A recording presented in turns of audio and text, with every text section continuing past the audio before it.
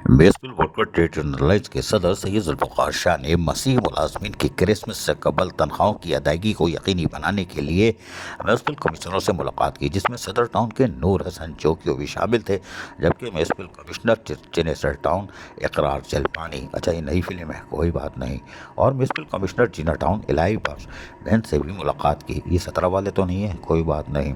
और अलहदा मुलाकात में इन्होंने क्रिसमस से कबल तनख्वाहों की अदायगी करने, वाजबात की अदायगी, सरकारी तौर पर क्रिसमस की तकरीबात का इनकाद करने और मसीही बस्तियों में सफाई सुथराई और रोशनी के मुनासिब बंदोबस्त करने की सीधे वायदे से आगाह किया। इस मौके पर इनके हमरा अलायंस के रहनुमा गुल इस्लाम, मलिक इजाज और अब्बास अहमद भी मौजूद थे। म्यूनसिपल कमिश्नरों ने इन्हें तनख्वाहों की अदायगी करने और दीगर सहूलियात की फराहमी के साथ साथ मसीही मुलाजमीन के साथ केक कटिंग की तकरीबात के इनकाद से भी आगाह किया, जिस पर जुल्फ़िकार शाह ने उम्मीद ज़ाहिर की कि वो अपने कौल व फ़ेल पर कायम रहेंगे।